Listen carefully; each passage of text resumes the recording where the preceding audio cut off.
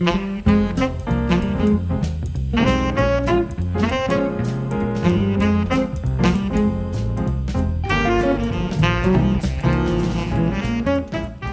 to the Innovative Hotelier podcast, brought to you by Hotels Magazine. I'm your host, Robin Trimingham. As we move through the first quarter of 2023, many analysts are predicting a good year for the hospitality sector generally.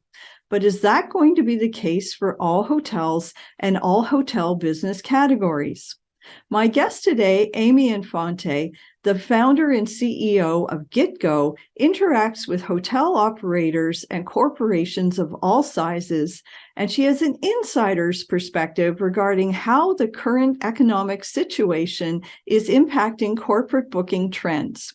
And she's here today to offer her ideas for rethinking your hotel sales strategy in a time of economic uncertainty. Join me now for my conversation with Amy.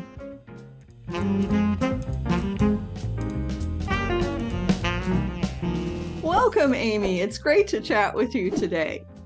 It's so good to be here. Thanks for having me. Well, as some of our listeners are already aware, I've got a bit of a background in hotel sales, so I think you and I are going to have a fascinating conversation. To sort of put all of this in context, if you will, I understand that JP Morgan Chase's 2023 Business Leaders Outlook survey revealed that over 60% of small and mid-sized business leaders are anticipating a recession in 2023, which is kind of running counterculture to what some of the analysts have been saying. So to what extent do you feel that this will be the case in the hotel industry, and why do you say that? Yeah, that's a great question. And I'm glad you bring this article up. You know, it's mirroring some of what we're hearing when we're speaking every day to businesses who are buying hotel meeting space and guest rooms.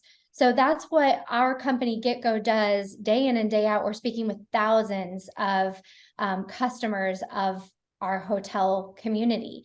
And it's mirroring a little bit of what we're hearing from them in some caution around the economy and the effects that it's having on their businesses, slower decision making, and just a lot more caution. But you know, on the flip side, we're all seeing we had a pent up demand. Mm-hmm. And so we're also hearing from customers that they're seeing a reason to get together.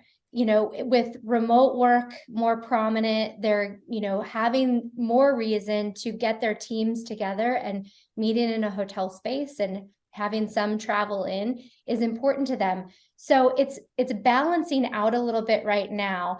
I just think that it's important to be cautiously optimistic in this kind of a scenario, because sometimes what we're hearing out there is a little bit different than what we're seeing in our numbers. We have customers who've had fantastic start to the year. We're really positive. I don't want to be the wet blanket, right, on the industry by any means, but we say, be cautiously optimistic and scenario plan. And I know we're going to get into a little bit more down the road on, how to do that and what specifics are around that. So I think you're making a very interesting point when you use the word caution, because during the lockdown and COVID and coming out of all of that, people were just completely frazzled. Businesses were frazzled. You didn't know how to forecast. You didn't know how to budget. You didn't know how your own business was going to go, let alone what you could afford to expend on a meeting. Do you sense there's a bit of a disconnect between the cost of operating, the cost of hotel rooms, and what businesses are allocating in their spend for meetings and events? I do. I definitely see that there can be some disconnect. I think that there can at times be a little bit of sticker shock with the customers. A lot like we know in the sales cycle, a lot of research is done before they even connect with a seller if they're in that kind of early buying phase. And so I think, all in all, what happens is we need to find ways as an industry to be in front of the customers, having really meaningful conversation and hearing from them what's happening in their business and why, so that we can come together and match some of those needs. Because from an operator standpoint at the hotel, I hear caution from hotel owners all the time as well. Their costs are increasing, the cost of labor is increasing exponentially. It's hard to keep up, and it's hard to pass all of that on to the customer, right? We have to continue to do business. And so there's this balance continually happening. And I feel like that's a theme for the year, is finding balance. Okay, so you're making me think of another question that I'd love to know if you have a perspective on.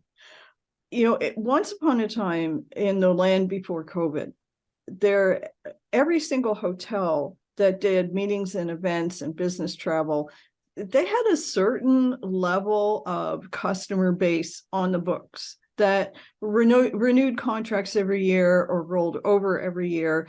And you might be trying to, beat your goals for last year, beat your revenue for last year, but you had a sense of comfort that, there was at least this amount of business, and now you could go cherry picking for more profitable business. But I would imagine that COVID and the whole situation lasted long enough that all of that more or less just went back to zero.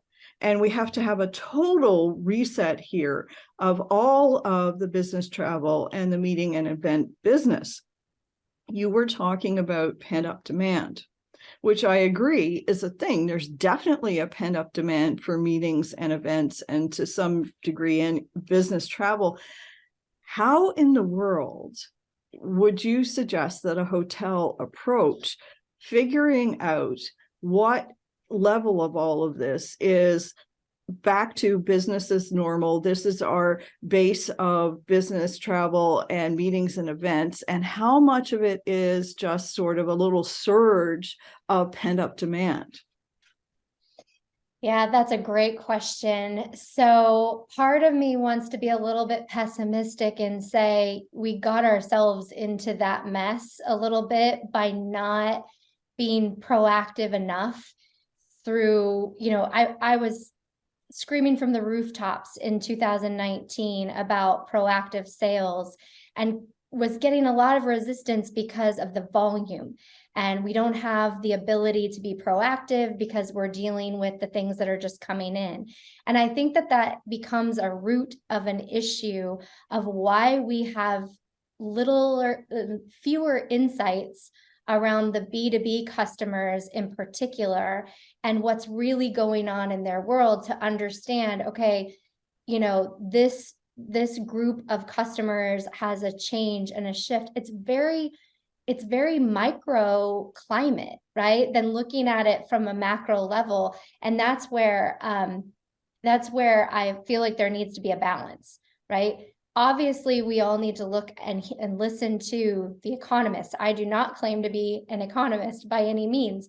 They're going to show kind of a macro level forecast for the industry and different markets. But if you're not speaking to your customers and learning and understanding what's going on in their world and what kinds of things will impact their ability to bring rooms into the hotel, to have those meetings, and asking really quality questions during the sales process or during your prospecting and interviewing stage of those customers, you won't have an idea of that. You just won't. I mean, I don't know any other way than to really identify what that means for your particular hotel without speaking to the customers. You can see on demand reports and things like that with your leisure travel. And I also think that some of our business travel is being lumped in with transient just all over, because we've got some perhaps rate disparity, or they're finding other rates. And that's been happening for years, right? Mm-hmm. But I would just, the reason I'm so passionate about this is this isn't a new thing since COVID. It's been around for years. We have to find a way to be more proactive in our sales and marketing processes as an industry. Yeah, I think you're making an excellent point, because if there ever was a time for know your customer, this would definitely be it.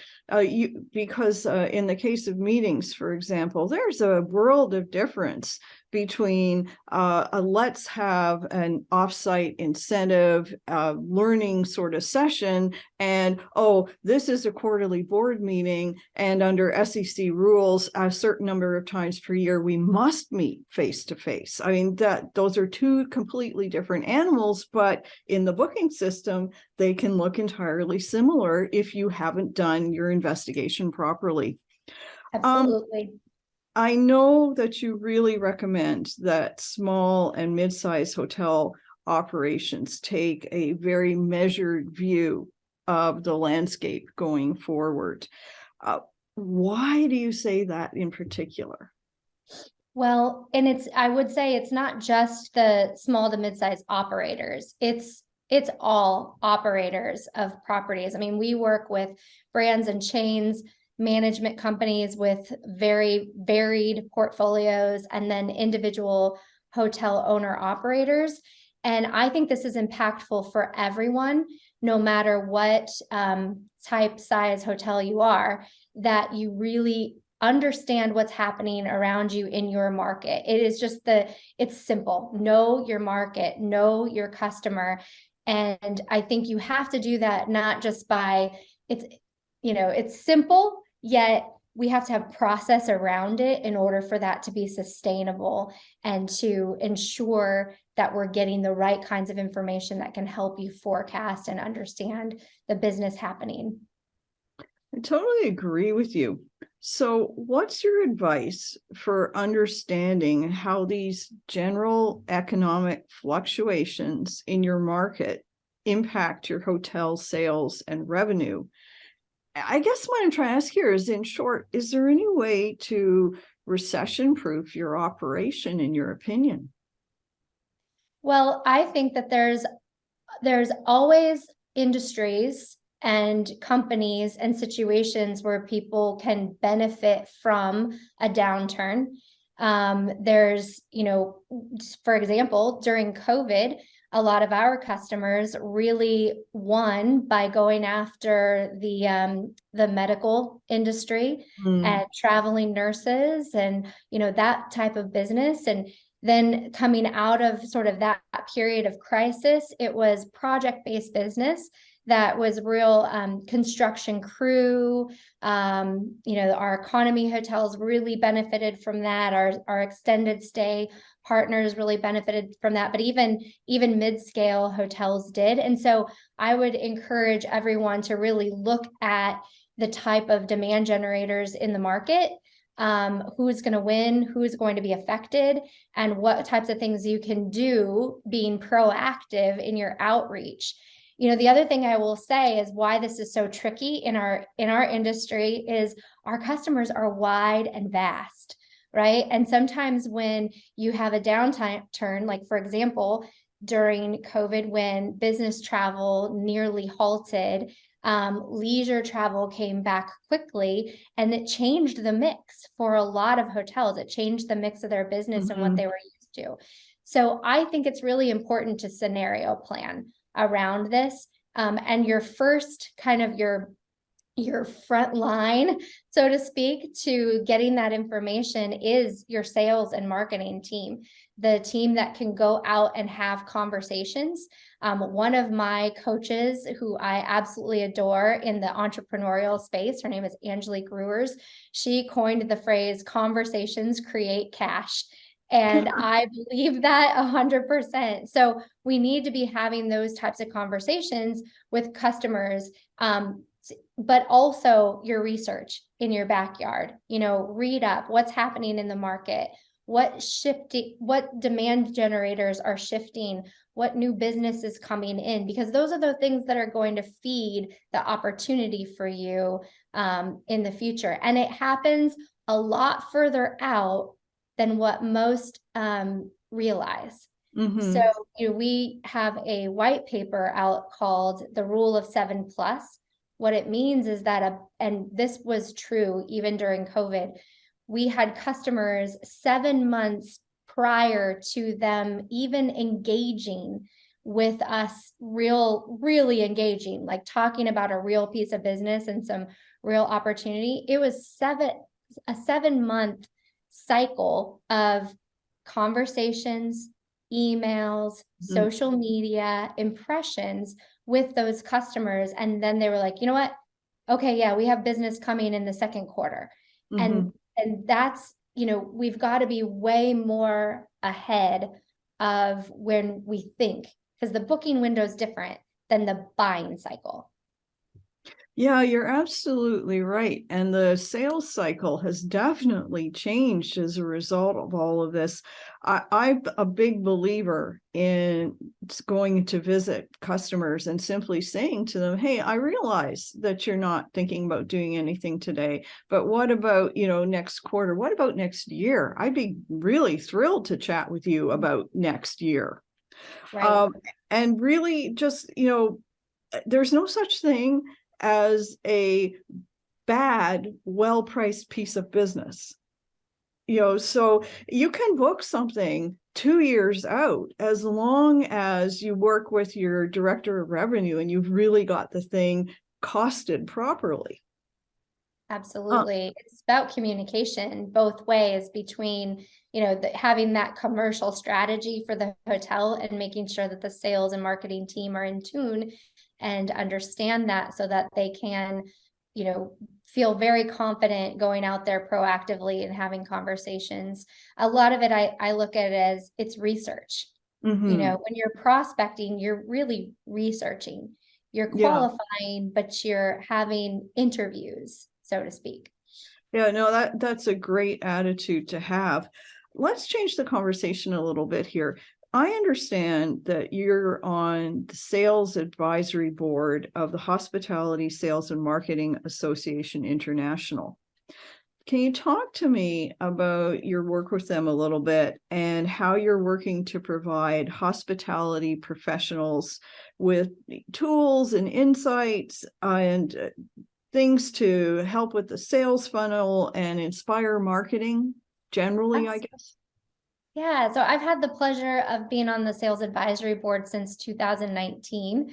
It was the fall of 2019 when I entered, so it was a really interesting time because at that time, if you remember, we were all talking about recession or the potential of, a downturn, and we had no idea, right? We had no idea what we were getting ourselves into.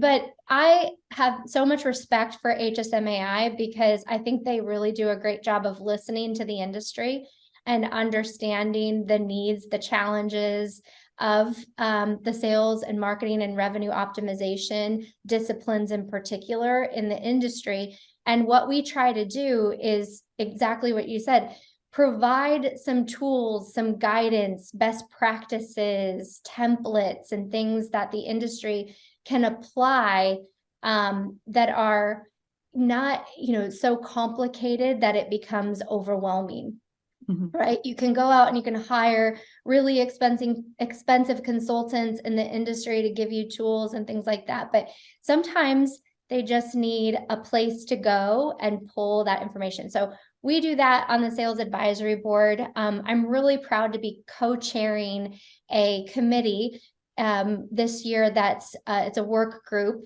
around commercial effectiveness. And so one of the big hot buttons right now in the industry is bringing the disciplines together for one common goal. And one of the things we're working hard at is really giving some kinds of guidelines and allowing organizations to be able to measure their commercial effectiveness. And then what can they do to bring those areas into a better score at the end of the day? Yeah, well, commercial effectiveness is definitely the name of the game, which sort of leads me into my next question. Why, in your opinion, would some hotels, small ones, medium-sized ones, maybe benefit from what I'm going to call a done-for-you solution? And how would bringing in outside sales expertise be beneficial? What would it look like? So we hear from hotel owners daily who are struggling, just like we talked about earlier, with that balance of rising costs to operate. They're struggling with staffing the hotel and in sales and marketing as well, finding great talent at a price that they can afford so that they can see their ROI. And so done for you, what we've figured out at GitGo in particular is how to sort of unlock the ability for hotels to be able to receive the expertise from talented sales individuals at scale, so that they're not, spending in their market. They could easily be spending 30 to even 60% more trying to hire that talent, and keep that talent is another. Retaining it is another thing. Small operators, it's difficult. They don't have the processes and the systems and the tools in place to really feed and set that salesperson up for success. And so outsourcing allows them the opportunity to tap into not just the talent, but also the tools, processes, resources that have been built around that talent to really be able to perform and deliver results to the hotel. I would imagine it would make it easier for them to get access to RFPs and things like that as well. Absolutely. I mean, imagine the reach of a full agency model that's out there, really knowing and the other piece of that is what we've been talking about is customer insights, right? So we can get there faster, quicker, and know who to tap into, that type of thing, that really benefits these smaller hotels and operators that could be in tertiary markets, or a real tough. We have a customer who is in a large city, but they're not in the ideal location in that city. And so it's not as attractive sometimes, to try to find the talent. It's hard work, right? And so, tapping into an agency that does not shy away from that hard work and has the tools and things built around it can make sense. A question I'm asking everybody that I chat with these days: what do you feel is the biggest mistake that hoteliers need to avoid right now? And why do you say that? I love this one. Tolerating the status quo. I think, it's really important that we understand what we're tolerating, first of all, in our business. And I've learned this as an entrepreneur myself, sometimes learned it the hard way. But when we identify what we're tolerating, and one of the first things that, a hotel operator will share with me, because they're usually coming to me about sales and marketing, I say, what are you tolerating? It's, well, lack of results. Well, the lack of results isn't, I encourage everyone to go about 3 layers deeper than that, or even 5 sometimes. The lack of results isn't necessarily the root. What we're seeing is that the toleration comes from tolerating a lack of systems, a lack of process, and a lack of tools, and maybe even a lack of technology around the sales and marketing process. And I think, I'll use an example. I hear still today, even after I feel like we've learned a lesson during COVID about the dip in that inbound volume can happen like that. So I still hear today from a lot of hoteliers that they are just inundated with inbound volume and are not focusing enough time on being proactive and really building their pipeline and keeping it sustainable. Oh, and yeah. So okay. I think we're tolerating that. I would challenge, we may be tolerating that. And what kinds of tools and resources and systems can we put in place whether you outsource, whether you use your own sales team inside, let's not continue to tolerate that we can use that as an excuse anymore, because at some point it will hit you again. There's always ups and downs in every economy, and it will hit you again. Let's be prepared next time and build the tools necessary. You're right, because the just-in-time approach, which is what you're essentially describing there, that doesn't really allow you to forecast whether you can afford capital improvements, whether or not you're going to have ordered enough F&B, whether you have enough staff for the next season, should you be having a job fair. You don't have any idea about those things if you're just focused too much on the day-to-day and you don't have the long view of what's going on. Can you give us a couple examples of hotel operators that are successfully navigating all of this stuff? Absolutely. So I don't name names because we actually really respect our customers, their white label model. And that's really what GitGo is a white label model for our partners. But I can give you an example of actually a brand that we're working with that has decided to come up with a white label model to provide outsourced sales solutions, if you will, to their hotel operators so that they can be proactive and at a very affordable rate for them to be proactive and really understand their market. And so, obviously that we've seen some great results on that because they're seeing their star reports coming out stronger. They're feeling supported with insights. They're collaborating with the sales and marketing organization so that we're bringing together some of the backyard insights because this is all remote work. But, implementing those types of tools and really being mindful, this particular organization has been mindful around, how that looks and what resources are available and educating their operators on it. It's been pretty impactful. I think that makes a lot of sense because all large brands operate call centers anyway, where they have people who are, fielding inquiries and making bookings and all of that. You've really just expanded the level of service that an entity like that might be able to provide. Just to wrap things up here, can you give us a piece of actionable advice that really any of our hotel listeners could do today to improve their hotel sales revenue? Absolutely. So if everyone looks at themselves as in sales in the hotel, then this is applicable. And it's definitely something that any sales leader or leader, GM that leads a sales team, whatever, can do.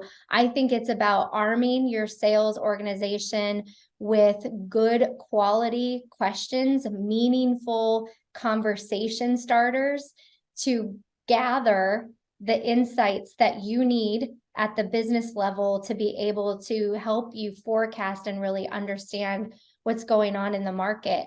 I think sometimes we do our sales team a disservice. There's a lot of really young, hungry sellers that are out there that want to do a great job. They just haven't had great training. And so one of the things that I really love is when we can, just arm them with some quick hit conversation starters and questions that they can ask and tell them why you're having them ask those questions, right? Because we want to gather insight from the customer and really understand where the customers are in their buying journey and where their business is. It does a couple of things, but one, it helps your sellers become a trusted advisor because that gives a lot of credibility. Like if you ask really great questions, your credibility increases right away. Like, Robin, you're asking great questions today, so that just, you get so much credibility from that. And so really I think that is just something quick. Anybody can do that. I couldn't agree with you more. I think that taking the approach that any interaction that an employee has with a customer, with a guest, is an opportunity to build a relationship by learning a little more about the person standing in front of you. Amy, I want to thank you so much for your time today. This has been a great conversation. You've been listening to the Innovative Hotelier podcast brought to you by Hotels Magazine. Join us again soon for up-to-the-minute insights and information specifically for the hotel and hospitality industry.